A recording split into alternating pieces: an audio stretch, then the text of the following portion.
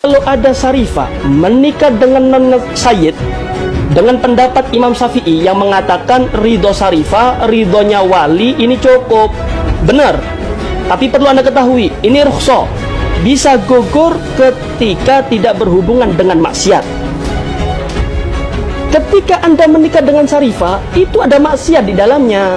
Apa maksiatnya? Anda menyakiti hati para Alawiyin. Kalau Anda menyakiti hati para Alawiyin, mau tidak mau Anda menyakiti hati Hababah Fatimah Zahra.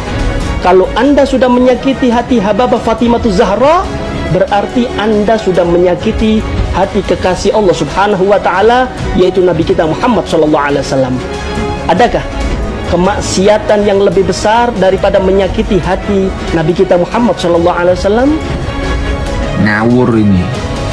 Nikah ini syariat, syariat Islam, syariatnya Allah dan Rasulnya. Justru dengan menikah itu melegalkan hubungan kikuk-kikuk. Kikuk-kikuk itu Bila orang biasa menikahi Syarifah, itu di dalamnya ada kemaksiatan. Kenapa begitu? Karena itu antum sama saja menyakiti hati Sayyidah Fatimah dan menyakiti hati seluruh para habaib yang mendengarkannya bila orang biasa kawin dengan Syarifah. Nah, itu tuh akan menjadi aib. Kenapa? Karena dia akan terputus nasabnya. Banyak yang meyakini ya bahwa menikah itu harus ada sekafaah begitu atau sekufunya.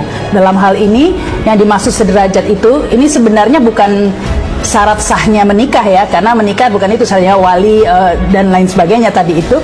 Ini memang sebenarnya bukan syarat sahnya menikah ya, atau bukan rukun untuk menikah kafaah atau sekufu ini. Nah, bila kita menyakiti hati para habaib, otomatis kita juga menyakiti hati Sayyidah Fatimah dan menyakiti hati Rasulullah SAW. Apakah ada dosa yang lebih besar dari itu? Maka dari itu, Mufti Batavia yaitu Habib Utsman bin Yahya berpendapat bahwa orang biasa yang menikahi Syarifah maka hukumnya haram dan zina. Justru kalau sudah nikah itu hohohihe itu jadi halal, bahkan ibadah nilainya. Yang awalnya haram, zina, karena dengan nikah maka menjadi sah dan menjadi ibadah. Lah kok malah zina itu dari mana? Nasab itu kembalinya ke bapak. Kalau Syarifah kawin dengan selain Sayyid, maka anaknya itu bukan Sayyid lagi kalau laki, bukan Syarifah lagi kalau perempuan. Terputuslah kemuliaan nasab itu. Dan ini kemuliaan yang sangat hebat, diberikan oleh Allah cuma-cuma. Nah, kemudian menanggapi soal terputusnya status kezuriatan seseorang dari jalur ibu, ya tetap nyambung lah. Masa nggak nyambung? Kan dalilnya sudah kuat. Wa huwa alladzi khalaqa minal ma'i bashara faja'alahu nasaban wa sihra kana rabbuka qadira. Silakan dibuka di Al-Quran surat Al-Furqan ayat 54. Pernikahan pertama saya itu dengan Sayyid begitu ya, dan saya dikaruniai seorang putri. Jadi saya sudah melahirkan Syarifah loh ini.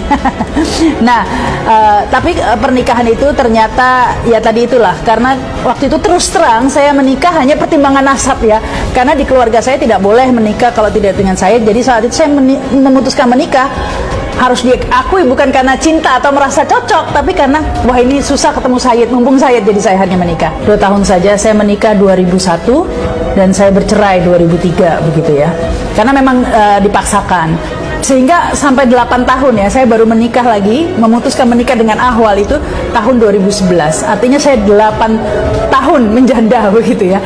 Kafa'ah nasab itu Sayyid dan Syarifah itu harus yang nasabnya juga dikawinkan dengan Sayyid, karena ada kafa'ah dalam nasab.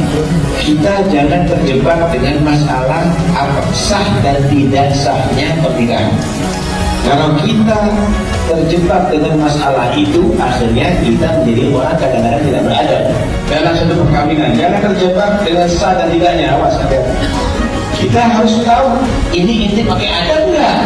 Ada nggak orang tua inti yang pernah melakukan itu?